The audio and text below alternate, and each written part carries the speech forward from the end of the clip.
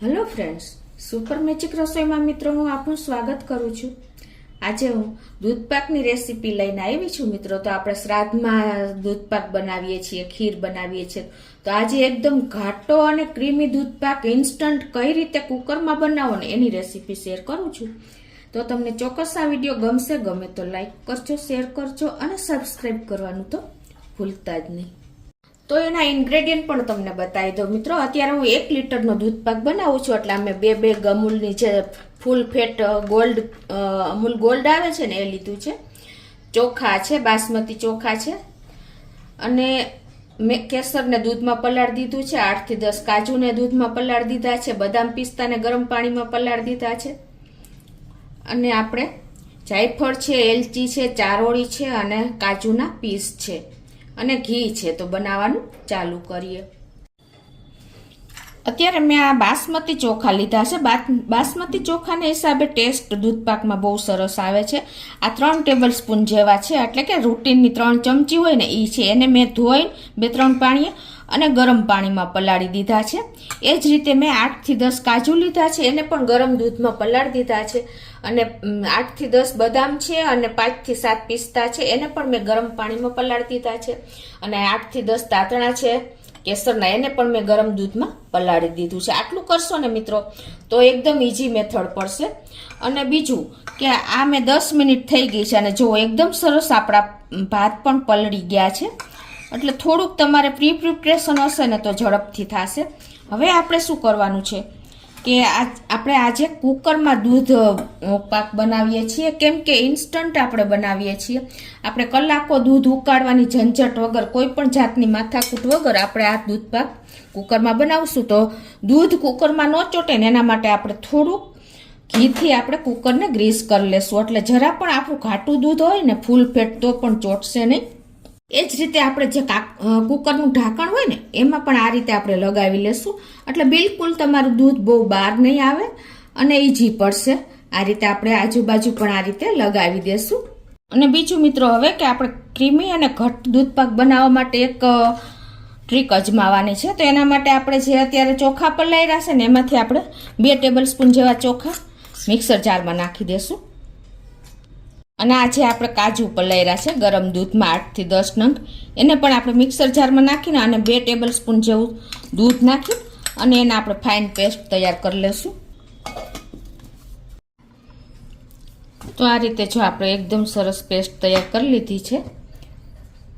હવે આપણે આ ગ્રીસ કરેલો કુકર ગેસ ઓન કરી અને ગેસની ફ્લેમ સ્લો રાખશું અને 1 ચમચી જેવું આપણે ઘી નાખી અને એમાં આપણે આ જે ચોખા રાખ્યા છે ને 1 ટેબલ સ્પૂન જેવા, એને આપણે ઘીમાં થોડાક સાંતળી લેશું।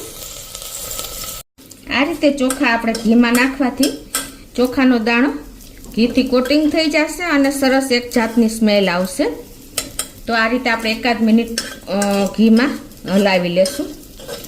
આપણે જે ફૂલ ફેટ દૂધ લીધું છે ને 1 લીટર, એને આપણે આ રીતે મિત્રો તમે જો કટિંગ કરશો ને વચ્ચેથી કટ મૂકીને તો આ પ્લાસ્ટિક અલગ નહીં છૂટું પડે અને એકદમ આપણા પર્યાવરણને નુકસાન નહીં કરે। તો આપણે ડાયરેક્ટ આ દૂધ હવે કુકરમાં જ નાખી દેશું। આ રીતે જો આપણે 1 લીટર દૂધ નાખી દીધું છે અને હવે આને આપણે સ્લો ફ્લેમ ઉપર આ રીતે ઉકળવા દેશું। હવે દૂધ ઉકળે છે ને ત્યાં આપણે આ જે બદામ અને પિસ્તાને પલાળ્યા છે ને એને પણ આપણે આ રીતે એની છાલ ઉતારી અને એને આપણે સમારી લેશું। જો આપણે ગરમ પાણીમાં બદામ પલાળી હતી એટલે ઈઝીલી ફોતરા પણ દૂર થઈ જાય છે। અને પિસ્તાને અને બદામને પછી આપણે આપણી છાલ ઉતારી અને આ રીતે આપણે એને સમારી લેશું।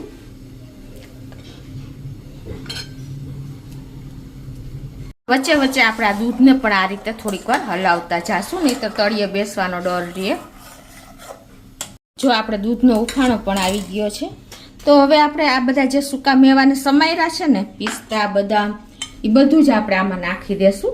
8 થી 10 બદામ છે, 8 થી 10 પિસ્તા છે અને કાજુના પણ મેં 5 થી 6 કાજુને પણ પીસ કર્યા છે। ચારોળી છે 1 ટેબલ સ્પૂન જેવી, બધું જ આપણે આમાં નાખી દેશું। અને આપણે જે આ કેસરવાળું દૂધ કર્યું છે ને એને પણ હવે આમાં નાખી દેશું. જો આ રીતે આપણે ગરમ દૂધમાં કેસરને 10 મિનિટ પહેલાં પલાળી દીધું હતું એટલે કલર સરસ આવી જાય. અને તમારે ઉતાવળ હોય ને તો તમારે સેજ ખલમાં આપણે કેસરને દસ્તેથી વાટી લેવાનું એટલે એકદમ ઇન્સ્ટન્ટ કલર આવી જશે. અને હવે આપણે આ જાયફળને પણ સેજ નાખી દેશું. 1/4 ટીસ્પૂન જેવું આપણે જાયફળ નાખી દેશું આ રીતે ખમણીને. જાયફળની સ્મેલ એકદમ સરસ આપણે દૂધમાં આવે છે અને એનો ફ્લેવર પણ સરસ આવે છે. જાયફળ વગર તો દૂધ પાક અધૂરો જ ગણાય. ચારોળી છે, જાયફળ છે અને 1/4 ટીસ્પૂન જેવી આપણે એલચીનો પાવડર પણ નાખી દેશું. આ બધું જ આપણે અત્યારે આમાં મિક્સ કરી લેશું. જો મિત્રો આપણે દૂધનો કલર પણ એકદમ જો કેસરવાળું દૂધ નાખ્યું ને એટલે એકદમ સરસ કલર આવી ગયો છે. અને હવે જો આપણે 1 લીટર દૂધ લીધું છે એટલે મેં 6 ટેબલ સ્પૂન જેવી એટલે કે 6 ચમચી જેવી આપણે ખડા સાકર લીધી છે એટલે કે ગાંગડા સાકર હોય ને એનો મેં પાવડર કર્યો છે. તો એ પણ આપણે નાખી દેશું. મિત્રો આપણે ભાદરવા મહિનામાં શ્રાદ્ધમાં જ આ દૂધ પાક બનાવીએ છીએ.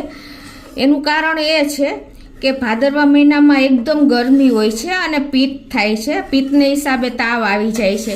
આ બધા જ પ્રશ્નોનું સોલ્યુશન આપણે શ્રાદ્ધમાં કરીએ છીએ. એટલે કે દૂધ પાક ને ખીર આપણે જો બનાવીએ ને તો પિત્તનું શમન થઈ જાય છે. આખો મહિનો આપણે દૂધ પાક અને દૂધની જ આઈટમ લેવી જોઈએ.